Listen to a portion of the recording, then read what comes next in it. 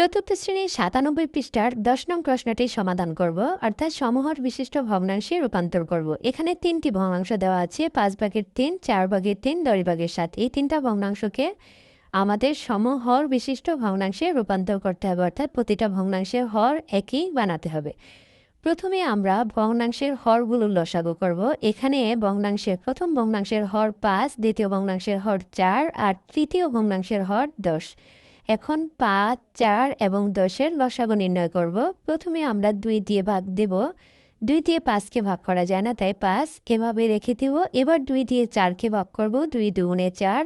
২ দিয়ে ১০কে ভাগ করব, ৫ দুগুণে ১০। এবার আবার ৫ দিয়ে ভাগ করব। ৫ দিয়ে যদি ৫কে ভাগ করি, ৫ একে ৫। ৫ দিয়ে ২কে ভাগ করা যাচ্ছে না, তাই ২ এভাবে রেখে দিলাম। এবার ৫ দিয়ে ৫কে ভাগ করব, ৫ একে ৫। এবার আমরা লসাগুটা করব এই সংখ্যাগুলোকে গুণ করে। ৫ আর দিয়ে যদি গুণ করি, ৫ দুগুণে ১০, ১০ আর দিয়ে গুণ করলে ১০ দুগুণে ২০। এখন ৫, ৪ আর ১০-এর লসাগু হচ্ছে ২০।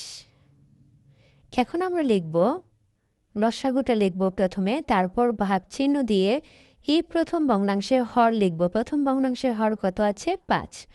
এখন ২০ দিয়ে ২০কে ৫ দিয়ে ভাগ করব। ৫ ২০-এর মাঝে কয়বার ভাগ যায়? ৫ একে ৫, ৫ দুগুণে ১০, ৩ ৫-এ ১৫, ৪ ৫-এ ২০, অর্থাৎ ৪ বার যাচ্ছে।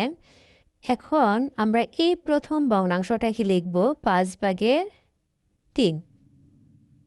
এখন এখানে আমরা রেজাল্টটা কত পেয়েছি? ৪ পেয়েছি। তাহলে এই ভগ্নাংশের হর এবং লব উভয়কেই আমরা এই ৪ দিয়ে গুণ করব। এখন ৩ আর ৪-এ গুণ করব, ৩ ৪-এ কত হয়? ১২। আর নিচে ৫ আর ৪-এ গুণ করব, ৪ ৫-এ ২০। এখন আমরা দ্বিতীয় লসাগুটা আগে লিখব, তারপরে দ্বিতীয় ভগ্নাংশের হর দিয়ে ভাগ করব। দ্বিতীয় ভগ্নাংশের হর কত দেওয়া আছে? ৪ দেওয়া আছে। এখন ৪ দিয়ে যদি ২০কে ভাগ করি, ৪ ৫-এ ২০, রেজাল্ট কত হলো? ৫। এখন আমরা এই দ্বিতীয় ভগ্নাংশটাকে এখানে লিখব ৪/৩। এখন যেই রেজাল্ট আমরা পেয়েছি ৫, এই ৫ দিয়ে লব এবং হর উভয়কে গুণ করব। এখানেও আমরা ৫ লিখব, এখানেও ৫ লিখব।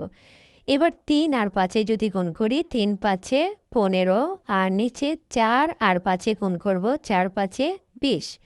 এবার আবার আমরা লসাগুটা লিখব ২০/।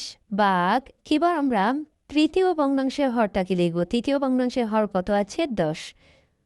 এখন ২০কে ১০ দিয়ে ভাগ করব, ১০ একে ১০, ১০ দুগুণে ২০, অর্থাৎ কত হলো? রেজাল্ট ২।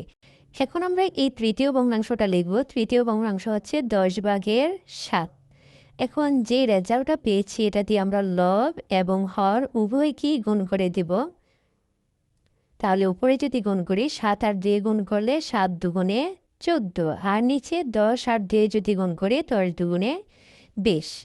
এখন আমরা এই ৩টা ভগ্নাংশ পেলাম, ২০/১২, ২০/১৫, ২০/১৪। এখানে কিন্তু আমাদের প্রতিটা ভগ্নাংশের হর একই হয়েছে, আর আমাদের কিন্তু এটাই বের করতে বলা হয়েছে যে সমহর বিশিষ্ট ভগ্নাংশের রূপান্তর।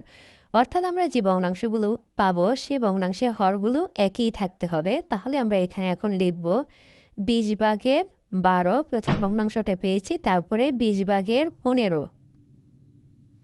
এবার তৃতীয় ভগ্নাংশটা আমরা পেয়েছি ২০/১৪। এভাবেই আমরা যে কোনো ভগ্নাংশকে সমহর বিশিষ্ট ভগ্নাংশে রূপান্তর করতে